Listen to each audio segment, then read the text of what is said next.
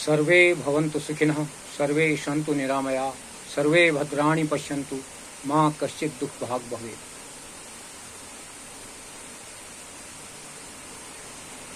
पतंजलि योग दर्शन के समाधिपाद के पिछले सूत्रों की श्रृंखला को आगे बढ़ाते हुए पिछले सूत्रों में हमने पर वैराग्य और अपर वैराग्य के विषय में कुछ जाना और ये जाना कि पर वैराग्य प्राप्त योगी को क्या अनुभूति होती है। पर वैराग्य प्राप्त योगी को इस प्रकार से अनुभव होता है कि प्राप्त करने योग्य ज्ञान प्राप्त हो गया, नष्ट करने योग्य क्लेश नष्ट हो गए और श्रृंखलाबद्ध संसार चक्र टूट गया, जिसके नष्ट न होने से आत्मा जन्म लेकर मरता और मरकर जन्म लेता है। तो ये सारी चीजें हमारे क्लेश आदि नष्ट हो जाते हैं पर वैराग्य से। तो हमने अभ्यास और वैराग्य की बात अभी तक इन सूत्रों से समझी पिछले वाले वीडियो में, और आज हम संप्रज्ञात समाधि के विषय में कहेंगे। और पर वैराग्य का फल क्या है, अगर हम उसको देखें तो पर वैराग्य का फल कैवल्य है। केवल का भाव ही कैवल्य है, केवल वो पर ब्रह्म परमात्मा है। इस भाव का को प्राप्त हो जाना ही पर वैराग्य है। अब संप्रज्ञात अगले सूत्र में आता है कि संप्रज्ञात समाधि कितने प्रकार की होती है। ये 4 प्रकार की संप्रज्ञात समाधि होती है। वितर्कानुगत संप्रज्ञात समाधि, विचारानुगत संप्रज्ञात समाधि, आनंदानुगत संप्रज्ञात समाधि और अस्मितानुगत संप्रज्ञात समाधि। और असंप्रज्ञात समाधि क्या है? पर वैराग्य के अभ्यास से चित्त की निरुद्ध संस्कार मात्र शेष अवस्था को असंप्रज्ञात समाधि कहते हैं। पर वैराग्य से हमको क्या प्राप्त होता है? पर वैराग्य का यदि अभ्यास हो गया तो हमारे संस्कार निरुद्ध हो जाते हैं, निरुद्ध की अवस्था हमारे अंदर आ जाती है और उसी को असंप्रज्ञात समाधि यानी निर्बीज भी कर सकते हैं हम। असंप्रज्ञात समाधि कितने प्रकार की है और कौन कौन सी है, इस विषय में भी जान लें। एक है उपाय प्रत्यय, दूसरा है भव प्रत्यय। भव प्रत्यय समाधि किनकी होती है? भव प्रत्यय नामक समाधि विदेह देवों और प्रकृति लय योगियों की होती है। विदेह और प्रकृति लय से भिन्न योगियों की असंप्रज्ञात समाधि के उपायों का क्रम क्या है? विदेह और प्रकृति लय योगियों से भिन्न योगियों की असंप्रज्ञात समाधि रुचि, उत्साह, स्मरण, एकाग्रता और रितंभरा प्रज्ञा पूर्वक होती है। अब बात हमारी श्रद्धा की आती है। हम बार बार बात करते हैं कि हम कोई कार्य करें, योग भी करें, तो उसके प्रति हमारी श्रद्धा आए। निश्चित रूप से श्रद्धा क्या है हमको ये जानना चाहिए। श्रद्धा चेतसः संप्रसादः, श्रद्धा चित्त की संप्रसन्नता अर्थात अभिरुचि व तीव्र इच्छा है। सा ही जननी व कल्याणी योगिनम पाति, वह माता के समान कल्याणकारिणी योगी की रक्षा करती है वो श्रद्धा। इसलिए कहते हैं ना, हम किसी परमात्मा पर हमारी पूर्ण श्रद्धा है और गुरुवर पर हमारी पूर्ण श्रद्धा है, तो वो श्रद्धा हमको क्या करती है? हमारे चित्त को प्रसन्न चित्त करने के साथ साथ अभिरुचि व तीव्र इच्छा हमारी उस सत्कर्मों की ओर, उस वैराग्य की ओर बढ़ाने में कार्य करती है। किन योगियों को शीघ्रतम समाधि की प्राप्ति होती है? अब समाधि की बात आई तो कैसे, कौन से वो योगी हैं जिनको बहुत जल्दी समाधि की प्राप्ति होती है? तीव्र संवेगानाम आसन्नः, ऊंचे विवेक, विवेक बहुत बड़ा हो जाए, वैराग्य और अभ्यास वाले योगियों को शीघ्र ही समाधि लाभ और समाधि फल की प्राप्ति होती है। अभ्यास और वैराग्य बहुत जरूरी है।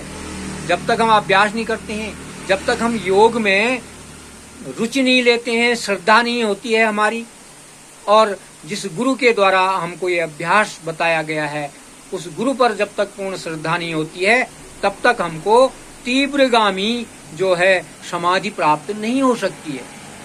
तो गुरु पर भी श्रद्धा, परमपिता परमात्मा पर भी श्रद्धा, और हम जो कार्य कर रहे हैं, जो योग कर रहे हैं, उस योग पर श्रद्धा। योग तो इसीलिए करते हैं कि हम आत्मा का साक्षात्कार कर लें और आत्मा को उस परमात्मा से जोड़ लें। यही तो योग है।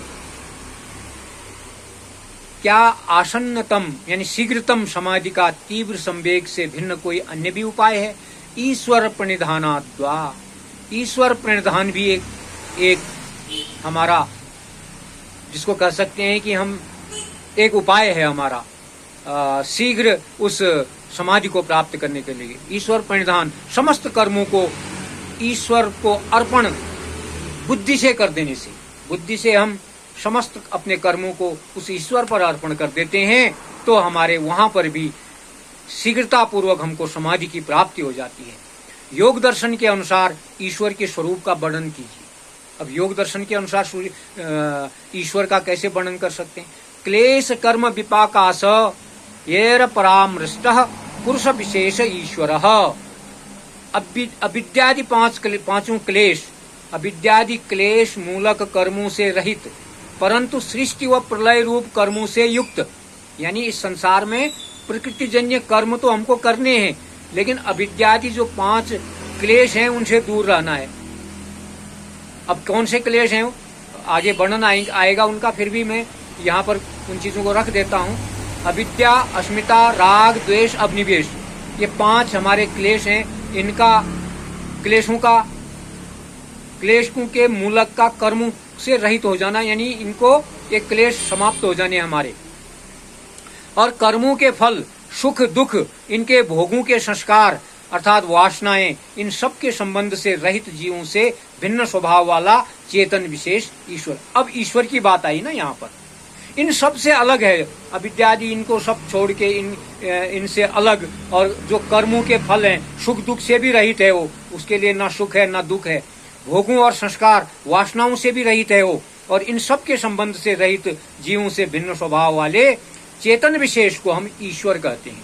तो यहाँ पर ईश्वर की बात आई, तो ईश्वर हम किसे कहते हैं? जो हमारे सुख दुख, भोग, संस्कार, वासनाएं आदि इन सब से, अविद्यादि 5 क्लेशों से जो बाहर है, उसको हम ईश्वर कहते हैं। तत्र निरितिशयम सर्वज्ञ बीजम, उस ईश्वर में आधिक्य रहित, उस ईश्वर में आधिक्य रहित सर्वज्ञता का बीज अर्थात ज्ञान है।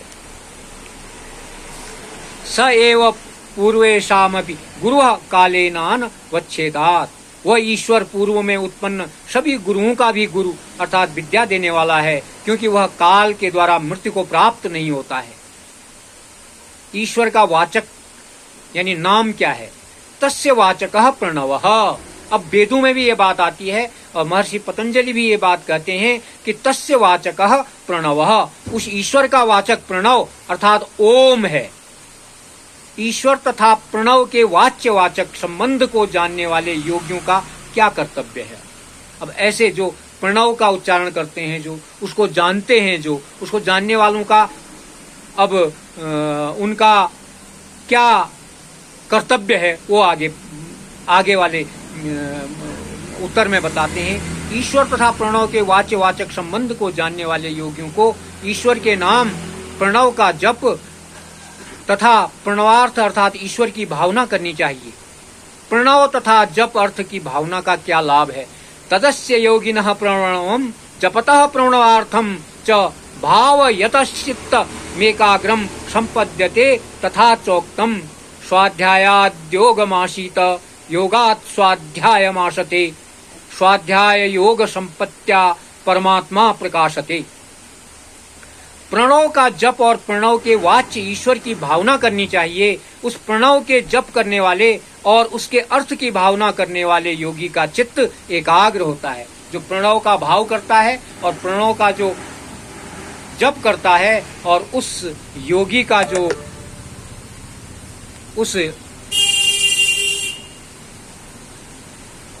जो चित्त होता है वो एकाग्र हो जाता है। तो इसलिए हम जब भी योग करते हैं, सर्वप्रथम हम ओम का उच्चारण करते हैं। हम जब भी कोई पूजा पद्धति में भी जाते हैं, तब भी हम उस ओम का उच्चारण करते हैं। तो ये स्वाध्याय अर्थात ओम जप के सहयोग से योग अर्थात वृत्तियों का निरोध करें, वृत्तियों के निरोध के सहयोग से ओम का जप करें और इन दोनों के सामर्थ्य से परमात्मा प्रकट होता है। तो परमात्मा कैसे प्रकट होता है? स्वाध्याय से अर्थात ओम जप के सहयोग से। योग अर्थात वृत्तियों का निरोध, योग का मतलब ही है कि वृत्तियों का निरोध करें हम, तो योग करने से वृत्तियों के निरोध के सहयोग से ओम का जप करें और इन